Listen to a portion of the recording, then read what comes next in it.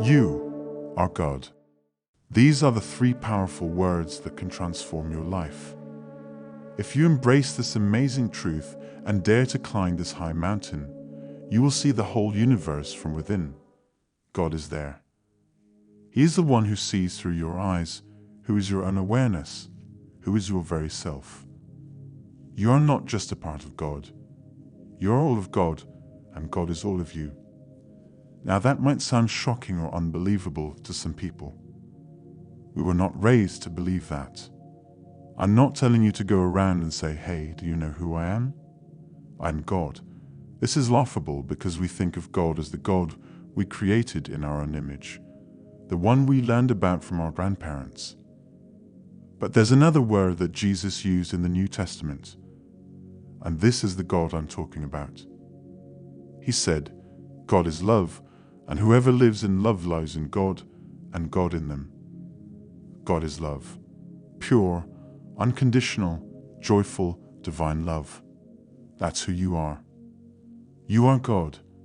You are the I am that I am. You are consciousness. You are the Creator. This is the secret that has been known by the wise and the holy and the mystical for ages. This is the truth that you can't know with your mind.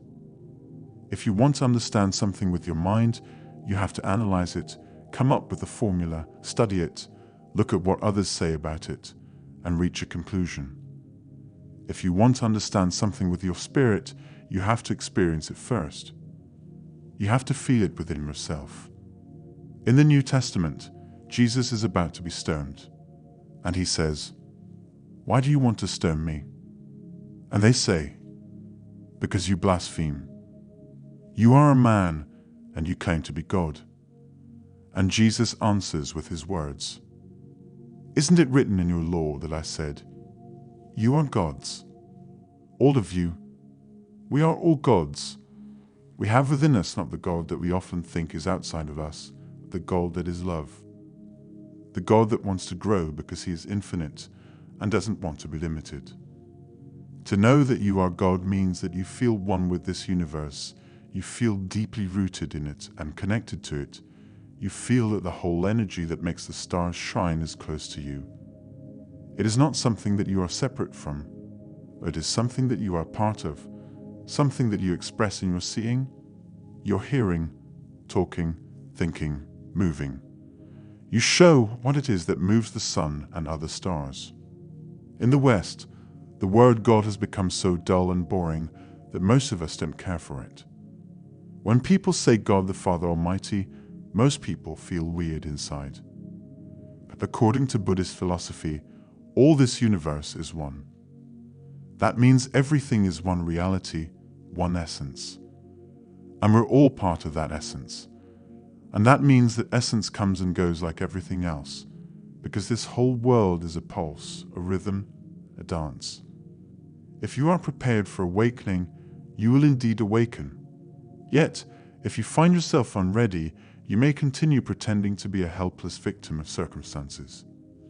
Now, since you are all gathered here, watching this video and showing interest in this profound exploration, while listening to this enlightening discourse, I assume that each of you is in the process of awakening, or at the very least engaging in a sincere flirtation with the idea of awakening, although not yet entirely committed. But perhaps you are sincerely ready to embrace this awakening. As you embark on this path of self-discovery, you will come to understand that your actions are in alignment with the entire universe at the precise coordinates you call here and now. You are an intricate part of the grand symphony that the cosmos conducts, just as a wave is an integral dance of the vast ocean. The true essence of you is not a mere marionette, helplessly manipulated by life's strings. In reality, the profound core of your being is intricately connected with the totality of the universe itself. So, my friends, you see that you and we all are God. Not the God that we have been taught to fear or worship, but the God that is love, that is consciousness, that is creativity. You are the essence of this universe, and you are playing a game with yourself, a game of hide and seek, a game of on and off, a game of life and death.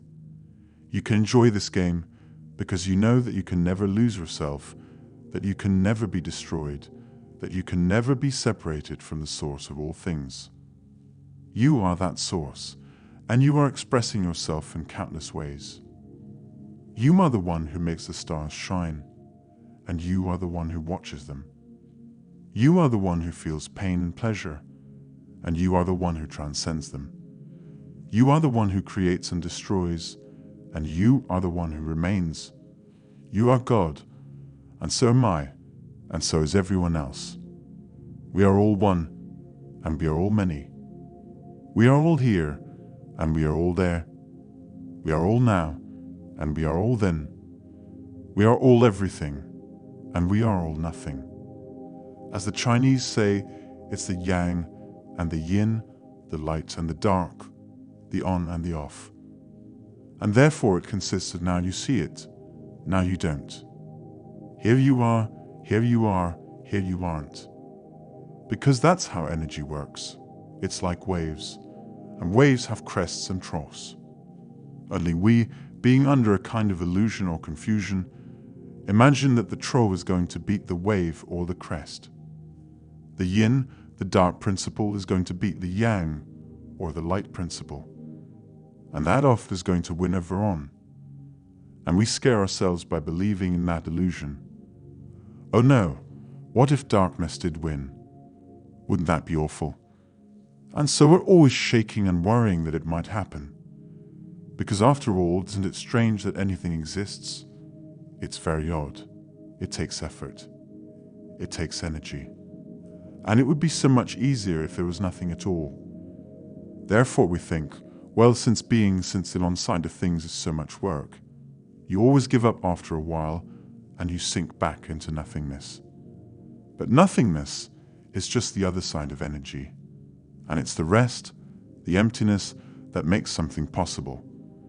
Just like you can't have solid without space or space without solid. When you wake up to this and realize that the more things change, the more they stay the same, you are really an expression of this one energy, and there is nothing else but that it is you, but that for you to be always, you would be very boring. And so it is arranged that you stop being you after a while, and then come back as someone else completely. And so when you find that out, you become full of energy and joy, and you see through the whole game of things. You realize you are that, you won't give it a name. You are that, and you can't be anything else. So you are free from the basic fear. That doesn't mean that you're always going to be brave or calm or happy. But it means that deep down inside you, you will be able to be human in the pains, difficulties and struggles that naturally go with human existence. But to have no problem with it. That is to say, to be able to flow like a cloud and drift like water, seeing that all life is a wonderful illusion, a play of energy, and there is absolutely nothing to be afraid of at the core. You will still be afraid on the surface. You will still be afraid of getting hurt or getting sick or dying. But you will not be afraid of being afraid. Fear will pass over your mind like a dark cloud will be reflected in the mirror. If you resonate with this message, if you feel this truth in your heart, if you want to explore more of this mystery, please like this video and subscribe to our community of like-minded individuals. We are here to celebrate our divinity and our humanity together. Thank you for watching. Until next time.